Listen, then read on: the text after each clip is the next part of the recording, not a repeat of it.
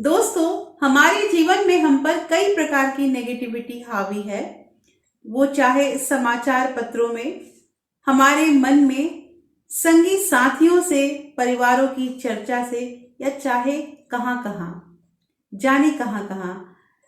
प्रत्यक्ष रूप से देखा जाए तो बुराई करना, अनुचित बात करना, बुरा कहना या बुरे कर्म करना, ये सारा कुछ नकारात्मकता के रूप में ही देखा जाता है। इसके अलावा कुछ अच्छा ना करना भी एक नेगेटिविटी ही होता है। Hello everyone, welcome back to my channel real life with Tukku. कैसे हैं आप लोग? आई होप आप बिल्कुल अच्छे होंगे और सेहतमंद होंगे और आप लगातार मेरी वीडियो के साथ भी बने हुए होंगे। तो आज की जो ये वीडियो है, आपने थंबनेल देखा ही है कि हम पॉजिटिव कैसे रहें। हम इसी बात पर डिस्कस करेंगे। मेरे पास बहुत सारे कमेंट आए थे कि पॉजिटिव रहने के लिए हमें क्या क्या करना होगा।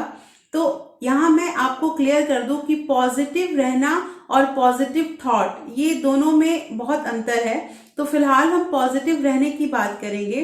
तो यहाँ पे मैं आपको 6 स्टेप बताऊंगी जिससे हम बहुत जल्दी, अगर हम उसको अपनाते हैं तो हम सक्सेस को प्राप्त करेंगे।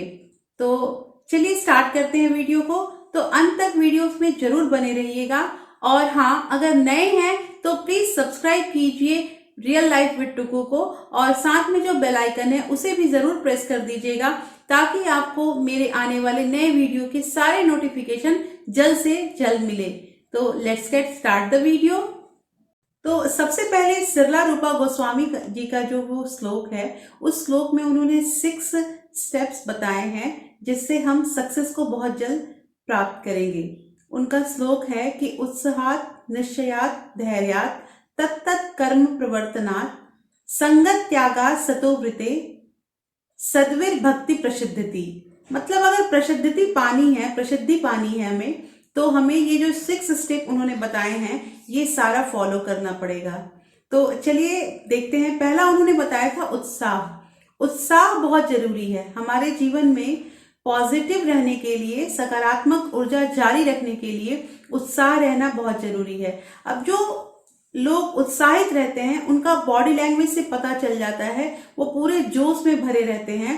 और जो उत्साहित नहीं रहते हैं वो बिल्कुल ढीले ढाले, ऐसे मतलब किसी काम में उनको एनर्जी नहीं रहता है, वो आप बॉडी लैंग्वेज से ही समझ सकते हैं। तो सबसे जरूरी चीज है उत्साह। जैसे टायर होता है गाड़ी का, तो जो टायर पूरी तरह से उसमें हवा भरा रहता है तो गाड़ी बहुत आराम से चलती है, और जो टायर जिसमें का हवा खत्म हो गया रहता है तो वो गाड़ी नहीं चल पाती है। वही सेम चीज हमारे मनुष्यों में भी वही चीज लागू होता है कि जैसे टायर की बात यहाँ पे हुई, वैसे ही उत्साह हमारे जीवन में बहुत जरूरी है। अगर उत्साहित हैं तो हम हमारे जीवन रूपी गाड़ी को आराम से चला सकते हैं, और अगर हमारे अंदर उत्साह ही नहीं है तो हमारी गाड़ी नहीं चल पाएगी।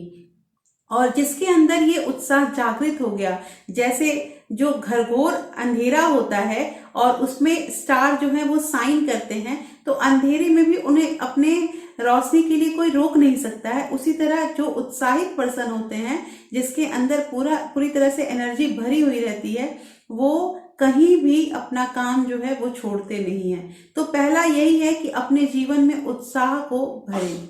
सेकंड जो हमारा स्टेप है वो है निश्चय। निश्चय जो है, इसमें 3 चीजें आती हैं: इच्छा, निर्णय और निश्चय। ध्यान दीजिएगा जरा। इच्छा जो होता है, अगर हम इच्छा रखेंगे तो कुछ नहीं कर सकते हैं, इच्छा रखना अलग चीज हो जाता है। अगर निर्णय लेते हैं तो कुछ कर सकते हैं, लेकिन अगर निश्चय कर लिया तो निश्चय करने से हम पूरे संसार को बदल सकते हैं। तो बहुत जरूरी चीज है निश्चय। अगर आपके अंदर उत्साह है और निश्चय नहीं है तो आगे नहीं बढ़ पाएंगे। इसलिए उत्साह और निश्चय, ये दोनों चीजें बहुत जरूरी है। थर्ड स्टेप है हमारा धैर्य। धैर्य, अगर आपके अंदर उत्साह है, निश्चय भी है और धैर्य नहीं है, तो वो भी आगे बढ़ने में हमारे लिए सही नहीं है। और कहा जाता है ना कि हर लोग एक बार में ही सक्सेस नहीं हो जाता है, बहुत बार वो गिरते हैं, उठते हैं, फिर चलते हैं। तो धैर्य रखना बहुत जरूरी है।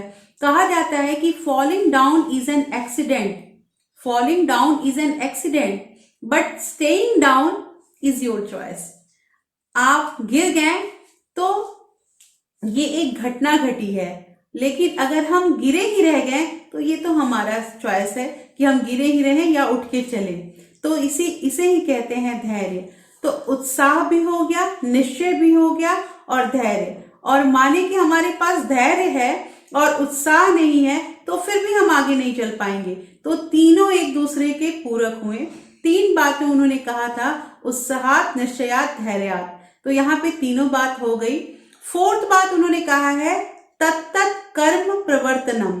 तत्तत् कर्म प्रवर्तनम, इसका मतलब ये हुआ कि जिस चीज को गोल सेटलमेंट, हर इंसान के लाइफ में गोल सेटलमेंट होता है और वो अपने गोल को अचीव करने के लिए उसी दिशा में काम करता है। ऐसा नहीं है कि उसे हर काम को उसे ले लेना है। जैसे हम लोग एक सामाजिक प्राणी हैं, हम समाज में हर तरह के लोग यहाँ पे रहते हैं। किसी का कोई व्यवसाय है, किसी का कोई व्यवसाय है। ऐसा तो नहीं है कि एक ही आदमी सारा काम कर रहा है, और ऐसा भी नहीं है कि घर में भी जो लोग रहते हैं तो एक ही इंसान सारा काम नहीं करता है। किसी का कुछ काम है, किसी का कुछ काम है। लेकिन गोल सेटलमेंट जो है, गोल पे फोकस करने के लिए आपको आपके गोल पे ही काम करना पड़ेगा। हर काम करने की जरूरत नहीं है, अपना एनर्जी हर जगह वेस्ट करने की जरूरत नहीं है। जैसे एग्जाम्पल एक ले लेते हैं कि कोई अगर स्टूडेंट कोई कॉम्पिटिटिव एग्जाम की तैयारी कर रहा है तो वो उसी से रिलेटेड पढ़ाई करेगा। ऐसा तो नहीं है कि वो मतलब जिस सेक्टर में है, जिस चीज की पढ़ाई कर रहा है, उसके अलावा थोड़ा ये भी पढ़ ले, थोड़ा ये भी पढ़ ले, ये तो नहीं है। उसे अपना सिलेबस कंप्लीट करना है, उसको अपने पैटर्न के हिसाब से चलना है, तो वो तो अपना सिलेबस देखेगा।